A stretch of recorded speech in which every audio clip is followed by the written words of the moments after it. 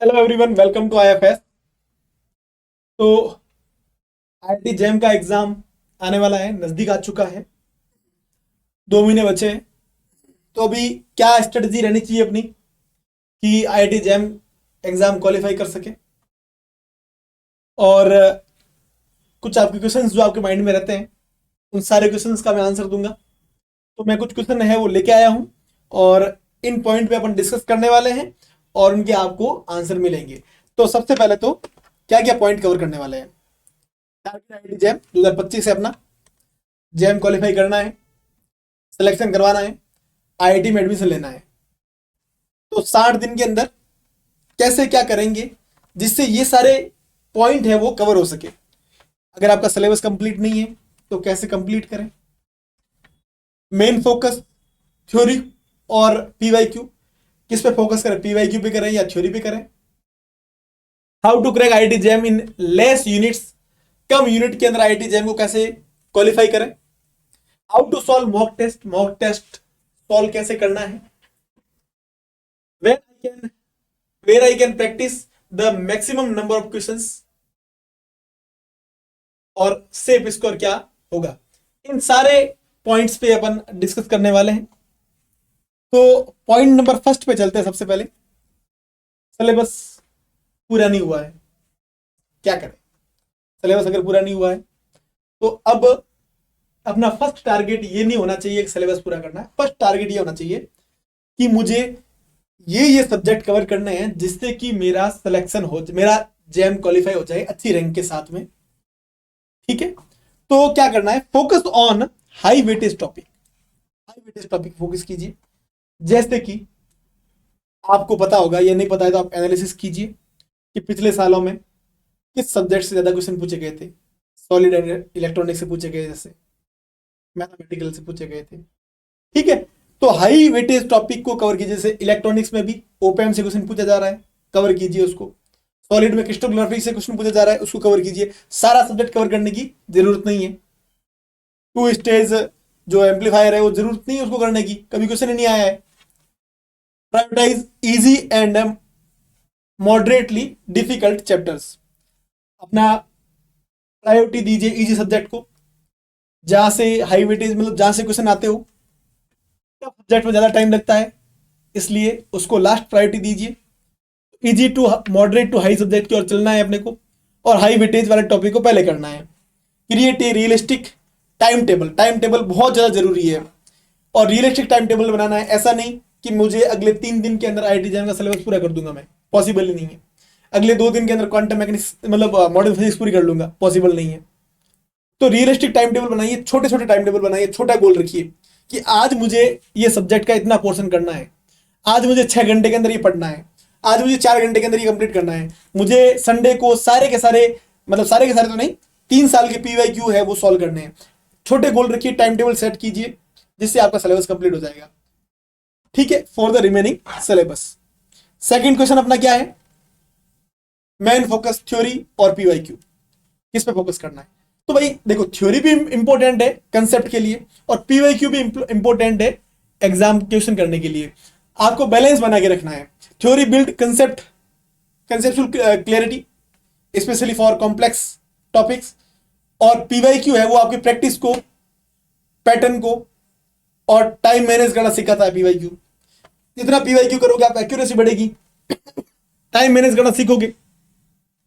ठीक है, और स्पीड बढ़ेगी आपकी। तो रिकमेंडेशन क्या है, balance both but speed more time on PYQ after understanding the theory. Spend, sorry not speed, balance both but spend more time to PYQ. PYQ को ज्यादा टाइम दीजिए। अब थ्योरी हमने बहुत पढ़ ली है, क्यों भाई ऐसा क्यों, वो इसलिए कि फाइनली जो एग्जाम में है वो क्वेश्चन आने वाले हैं। और क्वेश्चन कैसे आने वाले हैं, जैसे प्रीवियस में आए थे वैसे क्वेश्चन आने वाले हैं। तो अपना मेन टारगेट है वो पीवाईक्यू प्रैक्टिस क्वेश्चन करना है। थ्योरी फटाफट खत्म करो और पीवाईक्यू करो। How to crack IIT JAM in less units. आप, मैंने आपको फिर से वो बता रहा, पहले बताया था और बता रहा हूं। Focus on core and high scoring units. 7 unit है, उसमें से आप 5 unit high scoring unit select कीजिए, उनको सेलेक्ट करके क्वेश्चन कीजिए। Use analysis of past year. आप प्रीवियस ईयर्स के जो पेपर में क्वेश्चन किस टाइप से पूछे गए उसका एनालिसिस यूज लीजिए। हमारी जो वेबसाइट है www.ifsonline.com, यहां पे आपको सारे के सारे PYQ का एनालिसिस मिल जाएगा, किस टॉपिक से किस सब टॉपिक से कितने क्वेश्चन आए थे। ओके, एग्जाम्पल जैसे कि मैथमेटिकल है, इलेक्ट्रॉनिक्स है, क्लासिकल है, ये इलेक्ट्रोडायनेमिक्स है, ठीक है। तो ये इंपॉर्टेंट टॉपिक है, तो आप इनको सेलेक्ट कीजिए, यहां से पढ़िए। How to solve mock test. तो आपको मॉक टेस्ट को पहली बात तो ये है कि सॉल्व करो तो आप ये समझो कि मैं रियल टाइम एग्जाम दे रहा हूं, मैं एग्जाम हॉल में बैठा हूं, मैं एग्जाम दे रहा हूं, ऐसे सोच के अगर मॉक टेस्ट दोगे तो ही आपका mock test within time पूरा होगा, वरना नहीं होने वाला। ऐसे नहीं मॉक टेस्ट शुरू किया, एक क्वेश्चन नहीं आया, कॉपी खोल के बैठ गए इसको सॉल्व कैसे हुआ, नहीं क्यों नहीं हो रहा है, मॉक टेस्ट शुरू किया, बीच में फोन आगे बात करनी शुरू कर दी, ऐसे मॉक टेस्ट नहीं होगा। मॉक टेस्ट के लिए आपको सीरियस होना पड़ेगा। आपको टाइम स्टॉप वॉच स्टार्ट कीजिए, रूम बंद कीजिए, कॉपी पेन कुछ मतलब वो कॉपी नोट्स वगैरह हाथ में नहीं लोगे, एक रफ कॉपी लीजिए, सॉल्व करना शुरू कीजिए मॉक टेस्ट को, तभी है वो आपको रियल टाइम का फीलिंग आएगी। और उसके बाद में आपको एनालिसिस करना है पेपर को, कितने क्वेश्चन आपने करेक्ट किए, कितने रॉन्ग किए, कितना टाइम लगा, कितने स्किप किए, कितनी नेगेटिव मार्किंग हुई, ये सारी चीजें आपको ध्यान में रखनी होगी। Analysis mistake thoroughly after each test, उसी से ही आपका जो आपकी जो रिफाइनमेंट होगा वो वहीं से होगा। Focus on weak area identified during the analysis, देखना है कि कौन सा जो टॉपिक है जो मेरा वीक है, जहां से क्वेश्चन ज्यादा गलत हो रहे हैं। फिर अगर हम बात करें where the way to practice maximum questions, तो सबसे बेस्ट आईएफएस की वेबसाइट पे आपको प्रैक्टिस क्वेश्चन मिल जाएंगे, वरना आप मॉक टेस्ट ले सकते हो। टेस्ट सीरीज अवेलेबल है हमारे पास, सॉल्व आईआईटी जैम PYQs जो हमारी वेबसाइट पे है, फ्री में है पूरे। प्रैक्टिस क्वेश्चन फ्री आपको वेबसाइट पे मिल जाएंगे, एक बार वेबसाइट विजिट कीजिए। Use IFS materials, online test series, IFS app use ले सकते हो आप, ठीक है। स्टडी ग्रुप ज्वाइन कर सकते हो आईएफएस का, तो आपके पास ये सारे ऑप्शन है क्वेश्चन प्रैक्टिस के लिए। सेफ स्कोर क्या भाई, तो ये पिछले साल की कट ऑफ आपको दी रही होगी, दिख रही होगी। इसमें देखोगे आप 2017 से लेकर 2023 तक, तो जो हाईएस्ट जो कट ऑफ गई थी वो गई थी 2022 के अंदर 26.05 गई थी जनरल की, और ओबीसी की गई 23.45 और SC ST की गई थी 13.05, और लोवेस्ट जो कट ऑफ गई 2017 में गई थी 14.79 और 13.31 और 7.39। तो ये तो कट ऑफ है, पर अपना टारगेट रहना चाहिए एटलीस्ट 40 मार्क्स के ऊपर अपने मार्क्स आने चाहिए, ठीक है। क्लियर है, तो ये अपनी कट ऑफ है।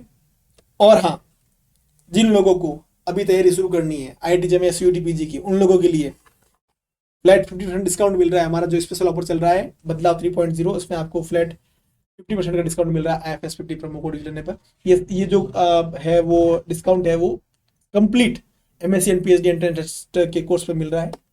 और हमारा जो नेक्स्ट बैच है वो स्टार्ट हो रहा है 9 दिसंबर से, जिसमें हम टारगेट कर रहे हैं IIT JEM 2026, CUET PG 2025, और टारगेट है अपना अगर जिनका रिकॉर्डेड कोर्स लेना है उनके लिए IIT JEM और CUET PG का रिकॉर्डेड कोर्स अवेलेबल है। टेस्ट सीरीज भी रिकॉर्डेड फॉर्म में अवेलेबल है, तो आप लोग ये यहाँ से ले सकते हो। आपको फ्लैट 50% का इसमें भी डिस्काउंट मिल जाएगा। और कोई अगर इन्फॉर्मेशन चाहिए तो कमेंट सेक्शन में कमेंट कीजिए। Thank you so much.